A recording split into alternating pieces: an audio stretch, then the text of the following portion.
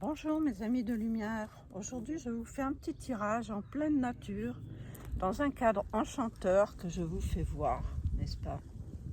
Vous voyez des personnes qui se font masser, ce beau avec un vent un petit peu sympa, vraiment. L'eau elle est très bonne, je me suis baignée, super. Voilà, ce petit tirage que je fais comme ça ne pourra pas parler à tout le monde, mais prenez ce qui vous intéresse. Merci pour vos likes, merci de vous abonner et surtout d'activer la petite cloche pour pouvoir recevoir les autres vidéos. Alors la première carte, la question c'était comment, comment es-tu aujourd'hui, ami de lumière? Dans quelle énergie es-tu aujourd'hui, ami de lumière? Eh bien aujourd'hui c'est le 7 de coupe. Le 7 de coupe en fait représente ce masculin, mais qui est aussi un féminin, un homme ou une femme, peu importe. Et en fait, il a des décisions à prendre. Il essaye de rentrer dans son intériorité pour pouvoir prendre la bonne décision. Mais il hésite parce qu'il a beaucoup de potentiel sur lui et il ne sait pas que choisir et il attend un message de son âme. Voilà, et en même temps, la deuxième carte, eh bien, c'est qu'en fait, il est en dualité. Il est en dualité et du coup, il ne sait pas, parce qu'il faut qu'ils se réunissent ensemble, son âme, son ego. Il faut que ça fasse un cocktail qui puisse prendre les bonnes décisions. Voilà. Et la troisième carte, c'était que, voilà, c'était le 9 d'épée. Et le 9 d'épée, en fait, il est un petit peu dans la désespérance parce qu'en fait, il ne sait pas vraiment ce qu'il va choisir et qu'il essaye de se recentrer. Il fait appel à son mental, aussi à son âme, mais les réponses n'arrivent pas comme il voudrait. L'autre carte, c'était, voilà, tu es connecté à ton étoile féminin-masculin, donc connecte-toi à ton âme, médite sur ton sort, hein, si tu veux bien dire, médite sur ton sort. Mais bon, c'est pas toujours facile, hein, c'est pas toujours facile de se recentrer et puis d'arrêter quelquefois les cauchemars, hein, quelquefois d'arrêter voilà, que le mental travaille beaucoup trop. Je tire une autre carte, en fait, eh bien voilà, c'est le 3 de Pentacle. Et le 3 de Pentacle, eh ben, quelque part, voilà, tu es installé au milieu, tu sais pas, tu es au feu rouge. En fait, est-ce que je vais passer au vert ou à l'orange? Je ne sais pas du tout qu'est-ce que je vais choisir. Et en même temps, je demande aussi aux autres et à la société que ce que je vais choisir, parce qu'en fait, c'est un 3, donc on quitte un peu la dualité pour aller un petit peu vers les autres, hein,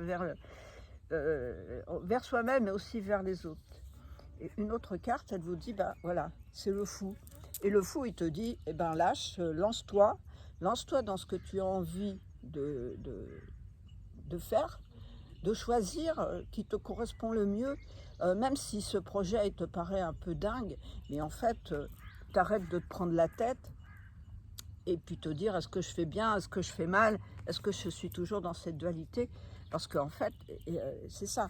Et puis en plus, tu as peur de quelque part de te lancer, hein. Et malgré tout, le fou, lui, il part avec son bagage.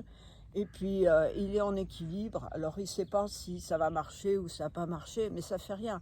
Il tente l'expérience parce qu'il n'y a que l'expérience vécue qui vaut quelque chose, qui vaut ce que... Chaque expérience est dans un domaine qui te permet de te dépasser dans tout ce que tu es. Et l'autre carte, et ben voilà, c'est la force. Donc la force, tu quittes ton truc d'agneau pour aller vers le lion. Le lion est comme les rois des animaux. Enfin, c'est ce qu'on dit, hein. Moi je ne sais pas. Je suis lion, moi, de toute façon, mais bon, je ne suis pas le roi des animaux non plus. Et donc, par contre, tu trouves la force, la prestance du lion.